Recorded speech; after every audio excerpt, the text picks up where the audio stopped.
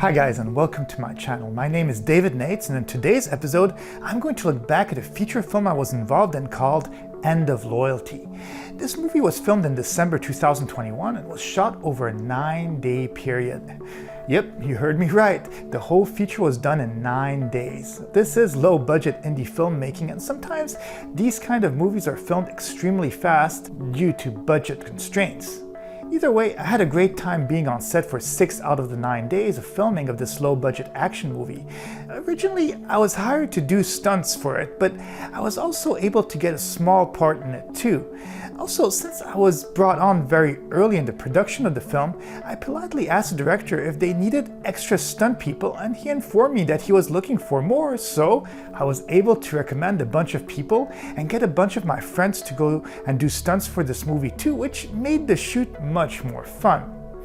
As for the stunt coordinator of the movie, they hired Haruo Matsuoka, who is an Aikido teacher who owns a school called Culver City Aikido and is known for having worked extremely extensively with Steven Seagal. For the action sequences in this movie, they decided to focus on Aikido as the primary fight style that all the lead actors and bad guys had to adopt for all the fight scenes. With the help of Matsu's direction, we were able to make the fights flow in the Aikido tradition. Also, for the movie, they didn't want too many flashy moves and wanted to keep the fights kind of grounded. I do think that part of the decision to keep these things kind of simple was also due to the fact that we had so little rehearsal time and really tight filming schedule. One thing that was pretty cool about doing the stunts on this movie was the fact that everyone had hoods covering their faces. This did make it easier to be able to do one stunt in one scene and then come back for another fight in another scene. This made it also possible for all the stuntmen to be used over and over again.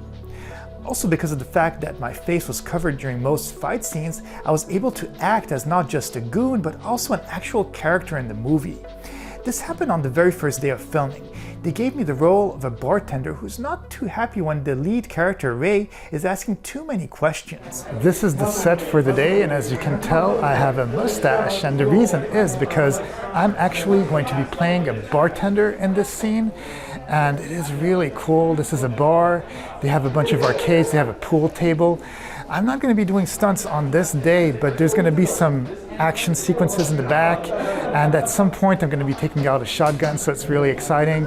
But yes, this is my dialogue scene, and we are at an actual studio. Obviously, being an action film, my dialogue scene ends in me being pretty angry at him and Ray angering all the patrons at the bar. This pretty much leads to a group fight scene. I must say that even though the crew was small, they did do an efficient job with the equipment that they had, and were running along the shots as well as the choreography pretty fast. One thing that I wanted to highlight about the production too was the professionalism and amazing work that Carissa and Justine, the two makeup artists, did throughout the whole production. Not only were they super friendly and always smiling, but they were always on point with whatever the director and producer was asking from them. From the character that I portrayed, you can see that they did an amazing job with the mustache that they applied.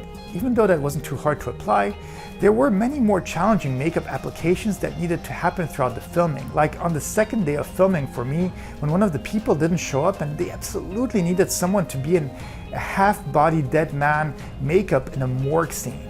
Being on set, I volunteered to have makeup applied on me, which took a good hour to an hour and a half to apply, including a bunch of fake bullet wounds to go with it. Even though the scene ended up being scrapped due to time constraints, it was fun to be able to help them out and see how I'd look as a dead body.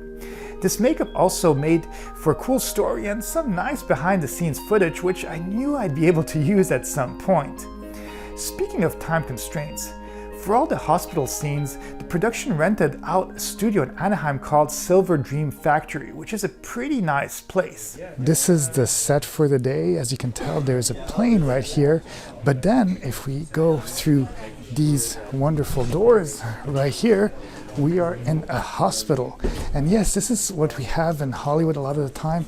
It's all these different locations that have all these different places. Like here, there's a hospital bed, and then we're going to be shooting a fight scene right here in the background. And yeah, it's really cool to have these kind of locations. It's going to be a very exciting day.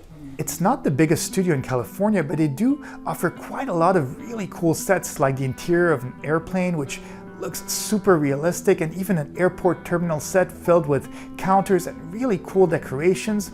Another set that really spoke to me is the noir set with its cool lighting and old 30s style furniture.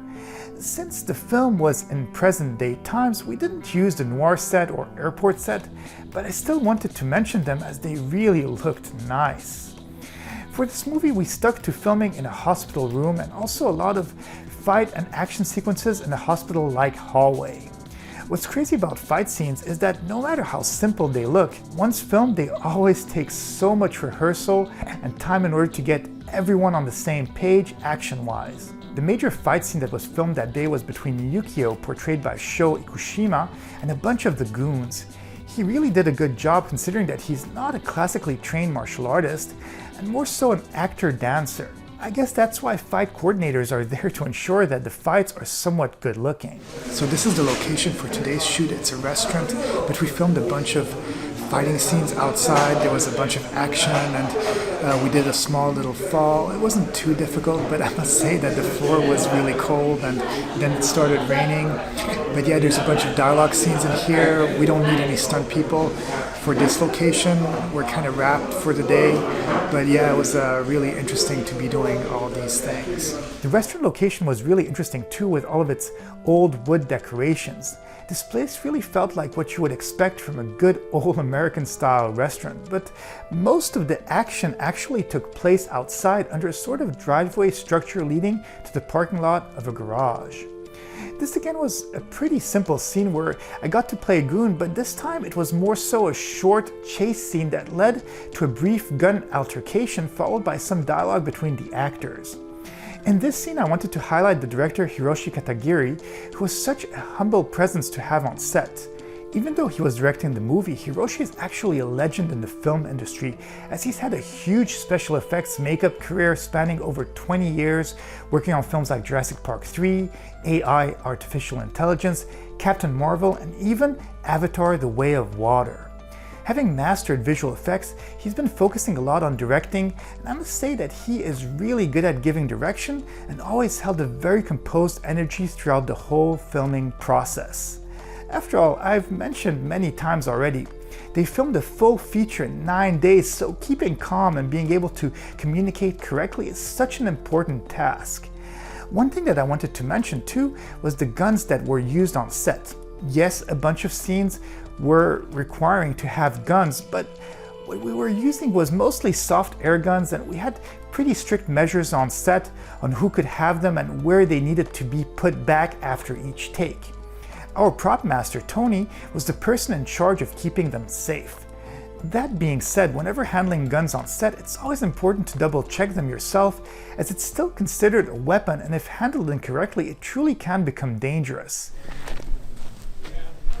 So this is going to be a really interesting day, because for today's shoot we are actually in the middle of the desert going towards Palmdale in this city called Alarcon, and it's a really cool compound. It's actually 40 acres big, and there's a bunch of different things right here. There's a barn, there's a bunch of studios, there's even a broken down plane as if it crashed, and it's really interesting. And I guess we're gonna have a bunch of fight scenes and action scenes and a couple of acting stuff here. But yeah, since I'm doing stunts, I'll be fighting. But yeah, it's gonna be an interesting day, and it's kind of cool that they have these kind of locations for filming, and they're available all here in LA. The set that we filmed at in the desert was interesting, as it's really what one would expect to see in the middle of the American desert, with its old, somewhat shabby, almost falling apart houses and this abandoned apocalyptic setting. They even had old-looking abandoned cars and a gas station. Renting out this type of studio with such large real estate in the middle of Hollywood would have been impossible for a low-budget film.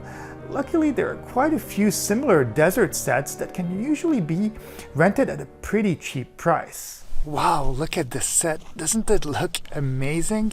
This is what I love about acting, doing stunts and martial arts, is that you get to work in these kind of places that basically you'd never come and visit if you were behind a desk or working a regular job, and it looks so real, so surreal just to have a plane here in the middle of the desert. And yeah, this is going to be part of our set, but at the same time we also have some other locations that we're shooting at, but I just thought that I'd share this place just because it looks so amazing and so surreal. On this day, my main scene was to have a fight scene with the two main actors of the movie. It was shot inside one of the small houses in the property. It was actually pretty fun to do this scene, as I was able to have a couple of little interactions, and I even had a small fight choreography. Nothing too spectacular or difficult, but it's always tricky to get these fights right, as fighting actors usually means that they don't have much fight experience, so it's important to be extra careful and keep even more distance during the action scenes. I must say that my favorite part of the scene was having the bottle smashed on my head. It does look pretty impressive as the shattered pieces of glass went flying everywhere, but actually it really doesn't hurt, as it's just made with sugar glass and it's pretty fragile on impact. One thing that I did want to make a note of is that because the filming was only set over 9 days, well, they had 2 crews working simultaneously. This meant that when I was filming my fight scene, they were filming another scene with my good buddy friend Kroy Tran versus Ray, the main actor of the film. The reason I'm talking about the scene is because the B unit was much less experienced filming fight scenes, so they redid the same short fight from beginning to end over 20 to 30 times. This lasted for hours and even longer than it took me to finish my scene. This has to be addressed because usually such a fight scene, especially since it included a fight and a couple of falls, should really have been broken down into smaller sections. This resulted in Kroy having to literally bend over backwards in order to do everything over and over again. I know it's low budget filmmaking, but with a bit more preparation, the second unit could have filmed this so much faster. Today's location is in a warehouse in downtown LA.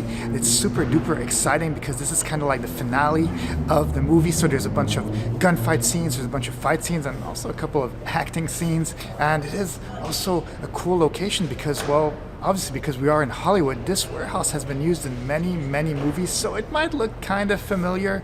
But yeah, I'm excited for this day. I'm excited to see what happens. And yeah, after these 2 final days in the warehouse, well, it's gonna be a wrap. The SCS warehouse in downtown that was used for the last 2 days of filming is very known for being the filming location for a ton of popular films, including classics like Inception or the popular Fast and Furious franchise. This place is pretty cool with its maze of car doors and cinematic looking industrial vibe. One of the major fight scenes was a hallway scene that had Ray going through it fighting all sorts of goons. This was probably one of the most elaborate fight scenes because Matsu, the choreographer, had to make sure that the action was fluid and went from one side of the hallway to the other in one take. We literally coordinated pretty much every stunt person we had available. We also knew that because of time constraints, we had to rehearse it as much as possible so that when the time came to film it, we could be efficient and get it done super fast. For the final days of filming, we did have a star cameo from Vernon, who is known for being the main villain in Mad Max 2, Commando, Inner Space, and had a pretty cool scene in Weird Science. Having a semi-known celebrity on low-budget indie films is very important because in order to get distribution, many companies purchasing these films want to sort of guarantee that they'll make their investment back. Another cool couple of scenes that we were able to film in the warehouse were a bunch of the kidnapping scenes where I had to play a villain on multiple occasions and needed to act almighty and tough. For these scenes, we did have a couple of stunts, including a throw through a window, which was really a nice plus, as that added a bit of fair value to the scene. Being in a mask again, I was given a bit more dialogue and some interaction with the kidnapped person, which is always a plus, as these are always fun to act in and break away from the stunts and the fighting. All in all, I must say that this movie was a lot of fun to act in and do stunts for, even though it is a low-budget film. I believe that a lot of people working on it had a tremendous amount of heart making it. It does take quite a lot of dedication and will in order to make a feature in 9 days. With that being said, I really hope that you guys enjoyed going on this filmmaking, acting, and stunts journey with me. Please be sure to subscribe and hit the like button.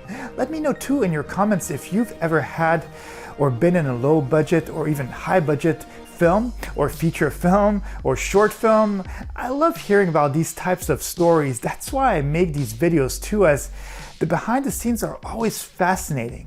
With that being said, have a great day, and I'll see you guys in the next video.